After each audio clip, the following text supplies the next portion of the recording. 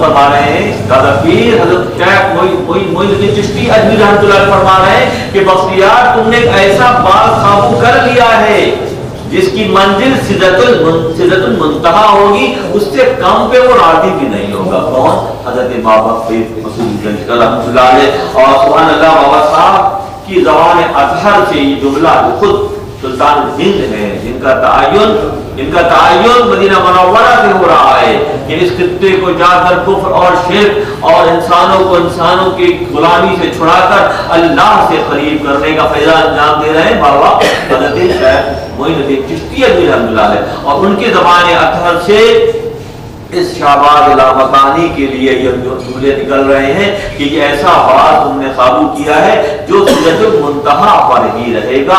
یہ اللہ کے دوستوں کا معاملہ یہ ہے کہ جب اپنی مرضی کو اللہ کی مرضی کے تابع کر دیتے ہیں تو پھر ہوتا کیا ہے کہ وہ ہوتا ہے کہ جو ارادہ کرتے ہیں بھائی ارادہ شیئن، جب وہ کسی چیز کا ارادہ کرتا ہے تو کہتا ہے کہ ہو جا تو پھر وہ ہو جاتا ہے۔ تو یہ صفات الہیہ بشری روپ میں جھلکنے جب لگتے ہیں کہ جب لوگ اپنے آپ کو اللہ کے لیے وقف کر دیتے ہیں۔ دل میں غزنوی دربار کے قریب آپ کا حجر مبارک تھا جہاں وہ عبادتوں اور ریاضتوں کا سلسلہ آپ کی آرام گاہ بھی ہوئی تھی۔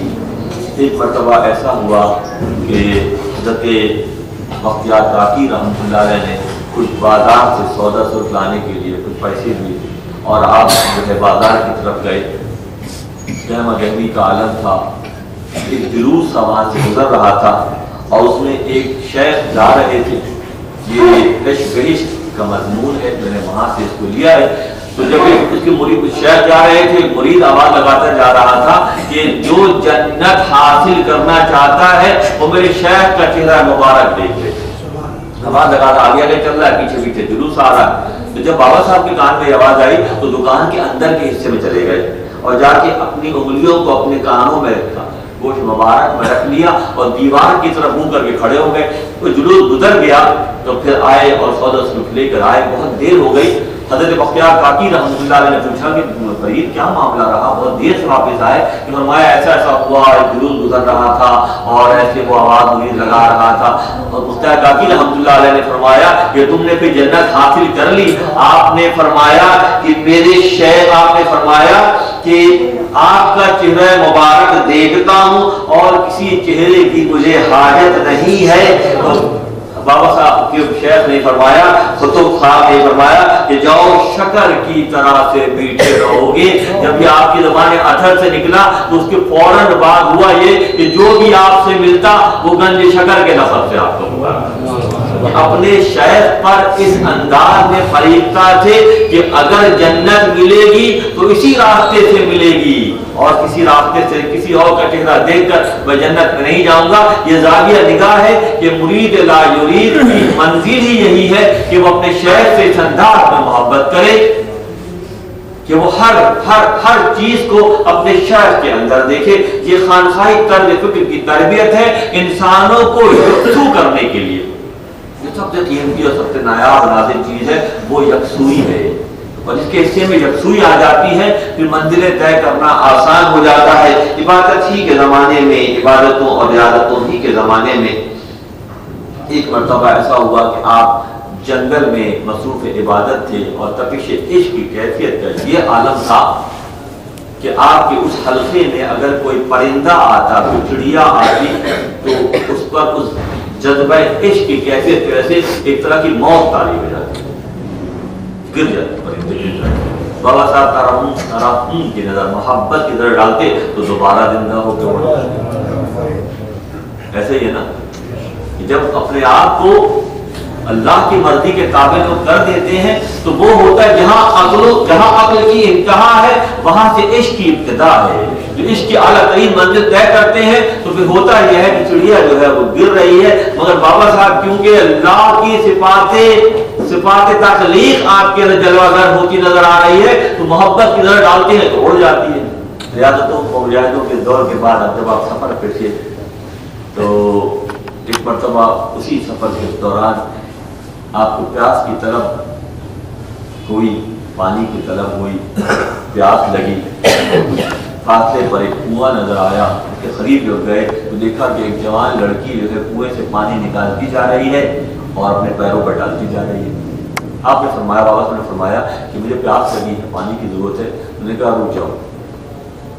تھوڑی دیر کے بعد اس کا کام یہ تھا کہ پانی نکال رہی ہے، پیروں پر ڈال رہی، تو دوبارہ بابا صاحب نے فرمایا، اس نے کہا کہ فرید یہ کام جو ہے چڑیا مارنا دلانا نہیں ہے، اسے کہیں بڑا کام جو کیا رہی ہوگا۔ بابا صاحب کو بڑی حیرت ہوئی، اپنے نام سے نوجوان لڑکی کے نام سے واقف کیسے ہو گئی اور یہ پانی پیروں پر ڈال رہی ہے۔ کچھ دیر کے بعد جب پانی پلا کر اپنے پیروں پر ڈال کے فارغ ہوئی تو پھر اس نے کہا کہ ہاں اب یہ پی لو۔ میں نے کہا پانی تو میں جب پیوں گا جب تم مجھے یہ بتاؤ گی کہ تمہیں یہ مقام کیسے ملا، کہ تم میرا نام بھی جانتی ہو، میری عادتوں کو بھی پہچانتی ہو کہ چڑیائیں کیسے زندہ ہوتی ہیں اور مرتی ہیں، یہ مقام تمہیں کیسے ملا۔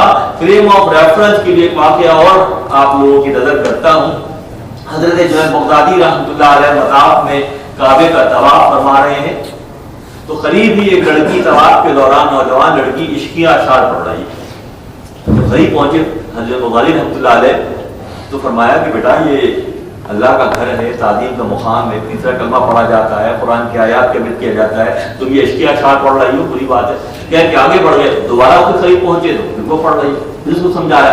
3 مرتبہ ایسا ہوا، چوتھی بار میں اس لڑکی نے کہا جنید، جب اس نے جنید کہا تو اس نے کیا، جنید تو اس پتھر کے گھر کا طواف کر رہا ہے، میں گھر والے کعبے والے کا طواف کر رہا ہوں۔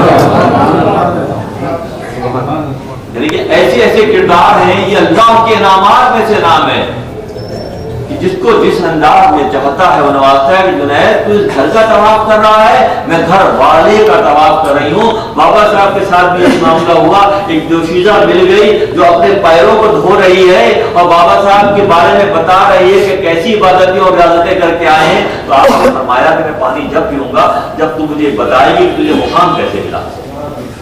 پانی اب جب پیوں گا، میں پانی نہیں پیوں۔ بات یہ ہے کہ میرا شوہر بہت عبادت گزار ہے، دیکھیں وہاں مرتبے بعض اوقات کیسے مل جاتے ہیں۔ سالے کی صحبت ہی سالے بنا دیتی ہے، اس کی خدمت ہی جو ہے سالے بنا دیتی ہے، وہ مقام منزل طے کرا دیتی ہے۔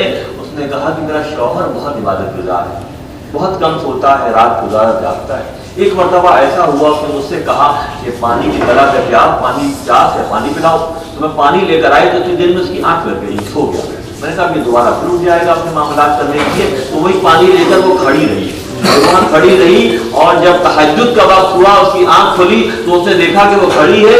پوچھا تو کب سے کھڑی ہے؟ جب تم نے کہا تھا جب سے میں کھڑی ہوں۔ اسی اللہ کے اس ولی کے زبان سے اس کے لیے جو کلمات نکلے تو سارے مناظر طے کرا کے اس کو اس مقام پر پہنچا دیا کہ فرید الدین گنج شکر رحمۃ اللہ علیہ کی ریاضت سے بھی واقف ہے اور نام بھی جانتے ہیں۔ یہ اللہ کا انعام ہے، جس کو چاہتا ہے وہ نوازتا ہے، مگر تذکرہ کرنے کا مقصد صرف یہی ہوتا ہے کہ اس راہ کی طلب ہر دل میں پیدا ہو جائے۔ سب سے تعلق باللہ کی کیفیت لوگ اپنے دلوں میں اس لیے پیدا کر لیں کہ یہ راستہ لوگوں نے کر کے دکھایا ہے، ماضی میں اس راستے پہ لوگوں نے چل کر دکھایا ہے۔ اسی طرح سے آپ کی اس حیرت کی کیفیت بہت زیادہ ہوئی۔ سفر میں آپ ہی وہ عظیم ہستی ہیں جنہوں نے سخت ترین عبادتیں کی کہ دادا پیر رحمہ کو حیرت ہو رہی ہے کہ اتنی سخت عبادت یہ شخص کر رہا ہے اور سدرۃ المنتہا اس کا مقام ہے۔ آپ نے صوم داؤدی کہلاتا ہے کہ ایک دن روزہ رکھا جاتا ہے اور ایک دن ناغہ کیا جاتا ہے۔ بابا صاحب نے زندگی کا بیشتر حصہ اس انداز میں گزارا کہ ایک دن آپ صائم ہوتے تھے اور ایک دن قضا کرتے تھے۔ یہ حضرت داؤد علیہ السلام کی سنت ہے جس کو بابا صاحب نے اختیار کیا، اور اس کے بعد اگلے مرحلے میں بابا صاحب نے وہ نماز ادا کی جو صلاۃ محفوظ کہلاتی ہے۔ اس کا طریقہ انتہائی سخت ہوتا ہے کہ ایسی نماز پڑھنے والا یہ چلہ جو مکمل کرتا ہے وہ ہوتا کیا ہے کہ اپنے آپ کو رسی سے باندھ کر کنویں کے اندر الٹا لٹکا لیا جاتا ہے اور اپنے نفس کو اس انداز میں قابو میں کیا جاتا ہے کہ پھر وہ تمام تر منازل طے کرنا آسان ہو جاتا ہے۔ بابا صاحب نے اپنی ریاضتوں کے درمیان یہ مرحلہ بھی طے کیا، اور بابا صاحب نے سخت ترین ریاضتیں صرف اس لیے کی کہ مخلوق خدا کو، آج جو پاک پسند لوگ جاتے ہیں، ہمارے انتہائی اس خانقاہ کی اہم شخصیت جناب سید اکرم صاحب کے ساتھ جب پہلی بار میں پاکپتن گیا بابا صاحب کے موقع پہ، تو جملہ فرمایا گا صاحب وہاں پیروں کا جمعہ بازار لگتا ہے. مجھے بڑی حیرت ہوئی کہ کیا جملہ ہے، کیسی بات ہے کہ وہاں چار دھام عالم سے شیوخ اپنے مریدین کے ساتھ جھرم کی شکل میں آتے ہیں. جو لوگ بابا صاحب کے پاس گئے کو معلوم ہے کہ گلیاں نکل کر بابا صاحب کے مزار اقدس کی طرف جا رہی ہیں، تو ہر گلی سے ایسا لگتا ہے کہ ایک شیخ اور اس کے بے شمار مریدین جو ہیں وہ بابا صاحب کے مزار اقدس کی طرف جا رہے ہیں. ہوتا کیا ہے کہ تربیت دینے کے بعد ان تمام کو ایک شیخ اپنے مریدین متعلقین کو بابا صاحب کی بارگاہ میں اس لیے پہنچا دیتا ہے کہ اس پورے خطے کی جو سلطنت ہے وہ بابا صاحب کے پاس ہے. باطنی سلوک کے راستے کی باطنی کیفیت جو ہے یہاں کے نگراں بابا صاحب ہیں. تو لوگ اپنی تربیت دینے کے بعد اپنے مریدین متعلقین کو بابا صاحب کی بارگاہ میں پیش کرتے ہیں، اور بابا صاحب پہلے تو یہ بات جانتے ہیں کہ بابا صاحب ان چنیدہ شخصیات کو والی ہند حضرت معین الدین چشتی اجمیری رحمۃ اللہ علیہ کی بارگاہ میں پیش کر دیتے ہیں، اور جن کو والی ہند بنایا محمد امین صاحب نے. تو خواجہ صاحب یہ کرتے ہیں کہ ان تمام شخصیات کو جنہوں نے اپنے آپ کو دائرہ بشریت کے دور میں اللہ کے لیے اللہ کو راضی کرنے میں اپنا وقت صرف کر دیا، کہ بارگاہ اقدس احمد مجتبی محمد مصطفیٰ صلی اللہ علیہ وسلم سے پیش کر دیا جاتا ہے، اور اللہ کے نبی اللہ کے بندے کو اللہ کی بارگاہ میں پہنچانے کا فریضہ انجام دیتے ہیں. یہ سلسلہ اسی انداز میں صدیوں سے جاری ہے. تربیت کا اضافیہ تربیت دینے کے بعد اللہ کے بندے کو اللہ سے ملانے کا جو چینل ہے تو مختلف انداز میں اس میں کام ہو رہا ہے. اور اہل طریقت کے اس علاقے کے جو سب سے سرخیل ہیں، جو بادشاہ ہیں، وہ حضرت بابا فرید الدین شکر رحمۃ اللہ علیہ ہیں.